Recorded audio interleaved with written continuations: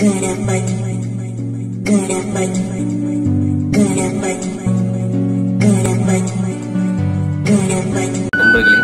மறக்காம பெல் பட்டனை பிரஸ் பண்ணி சப்ஸ்கிரைப் பண்ணுங்க, கமெண்ட் பண்ணுங்க, பிடிச்சிருந்தா லைக் பண்ணுங்க, மற்றவங்களுக்கும் பயனுள்ளதாக அமைய இதனை ஷேர் பண்ணுங்க. கணேஷ் என்ற எழுத்துல எப்படி விநாயகரை வரைகிறதுன்ற பற்றி தான் நிகழ்ச்சியில் நம்ம காண போறோம். முதல்ல நம்ம ஜி எழுதிக்கிறோம். GA N வந்து கொஞ்சம் அதுக்கு மேல போடுறோம். N E S H Ganesh GANESH. அப்போ ஏல இருந்து நம்ம V ஷேப் போட்டு அந்த கண்ணை வரைஞ்சிக்கிறோம். அடுத்து ஈலையும் அதே மாதிரி போட்டு அந்த கண்ணை வரைஞ்சிடறோம். அடுத்து எண்ணெய் வந்து ஒரு நாமம் மாதிரி ஒரு ஷேப் நான் கொண்டு வரேன். ஒரு யூ ஷேப் போட்டோம்னா அது நாமம் கிடைச்சிடும். ரொம்ப எளிமைதாங்க. நீங்கள் முடியும் ட்ரை பண்ணீங்கன்னா எல்லாராலையும் இதை வரைய முடியும். ஒரு பெண்டு போட்டுக்கிறேன், ஒரு வளைவான பெண்டு. திருப்பி ஒரு பெண்டு, ஒரு எஸ் வடிவம். அதாவது பார்த்தீங்கன்னா அங்கேருந்து அதே ஷேப்பில் கொண்டு வந்து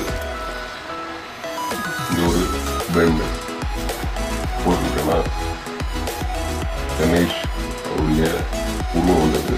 ஒரு காது வந்து நான் வரைகிறேன். அந்த எஸ்ல இருந்து எடுத்து அந்த எஸ்ஸுடைய வடிவத்தில் அதை அப்படியே நினைக்கணும். ஆக்சுவலி எஸ்ஸுடைய ஷேப் தான் இது. ஆப்போசிட் எஸ் ஷேப் அதை கொண்டு வந்து நீங்கள் நினைச்சிட்டீங்கன்னா காது வந்து எளிமையாக வந்துடும். உள்ள சின்ன சின்ன கோடுகள் நீங்கள் போட்டு டிசைன் பண்ணிக்கலாம். இதுக்குள்ளே நீங்கள் என்ன டிசைன் வேணாலும் பண்ணி அதில் அழகுபடுத்திக்கலாம். ஃபஸ்ட்டு பேசிக் தாங்க. அடுத்தது ஒரு எம் ஷேப் ஒரு பெண்டு போட்டுருக்குங்க. அதுக்கப்புறம் ஒரு பெண்டு போடுங்க. உள்ள வந்து 000 அப்படின்னு போடுங்க. மேலே ஒரு பெண்டு, அடுத்தது ஒரு ஓவல் ஷேப். உள்ள ஒரு ஓவல் ஷேப் போட்டீங்கன்னா தலைப்பாகி வந்துடும். அது கிரீடம். அடுத்தது ஒரு யூ வடிவம் போட்டுட்டு அதுல இருந்து ஒரு வி ஷேப், யூ ஷேப். அங்கே ஒரு 1 லைன் எடுத்துக்கிறோம். திருப்பி அங்கே லைன் எடுத்துக்கிறோம். 1 லைன் எடுத்துக்கிறோம். மேலே வந்து பெண்டு. அது ஒரு எம் ஷேப் படி போட்டிங்கன்னா அந்த கை விரல்கள் ஈஸியாக நம்ம வரைஞ்சிடலாம். ரொம்ப எளிமைதாங்க. கரெக்டாக நீங்கள் ஃபாலோ பண்ணிட்டு வந்தீங்கன்னா உங்களால் முடியும். உள்ளே வந்து 3 அப்படின்ற ஒரு லெட்டர் போட்டுக்கோம். அப்புறம் இந்த பக்கம் நடுவில் வச்சுக்கிற மாதிரி நம்ம வரைஞ்சிருக்கோம். ஒரு லைன் போட்டு அங்கேருந்து 000 அப்படின்னு அடிக்கணும்.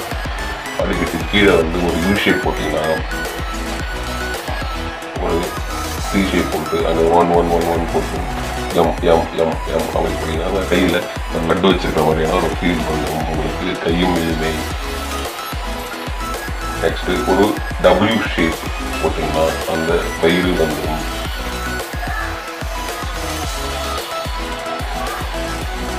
திருப்பி ஒரு ஆப்போசிட் சி ஷேப். இங்கே வந்து 0 கோடு போட்டுட்டு அதில் டபிள்யூ சேர்த்துட்டிங்கன்னா அப்புறம் இந்த பக்கத்தில் வந்து சி ஷேப் போடுங்க. அடுத்த கால் நம்ம வரைகிறதுக்கு அங்கேருந்து ஒரு பெண்டு, ஒரு யூ ஷேப் மாதிரி போட்டு 000 அப்படின்னு போட்டிங்கன்னா உங்களுக்கு எளிமையாக வந்துடும். ஓரளவுக்கு நம்ம விநாயகரை அந்த கோட்டோயத்தில் வரைஞ்சிப்போம். இப்போ அந்த காதில் நம்ம டிசைன் பண்ணுறோம். மெதுவாக அந்த லைன்ஸ்லேயே சின்ன சின்ன கோடுகள் போட்டு அதை கொஞ்சம் லைட்டாக டிசைன் பண்ணிக்கிறோம். அந்த எழுத்து தெரியாமல் இருக்கிறதுக்காக.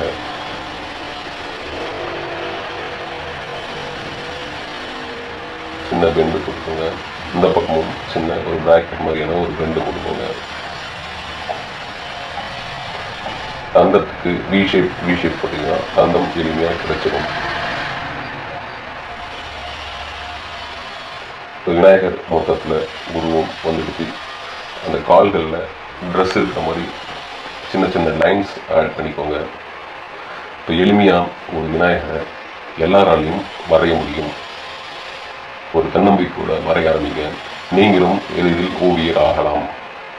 உங்களிடமிருந்து நன்றி கூறி விடைபெறுவது eArt சேனலுடன் இன்ப ஆர்ட் பிரகாஷ்.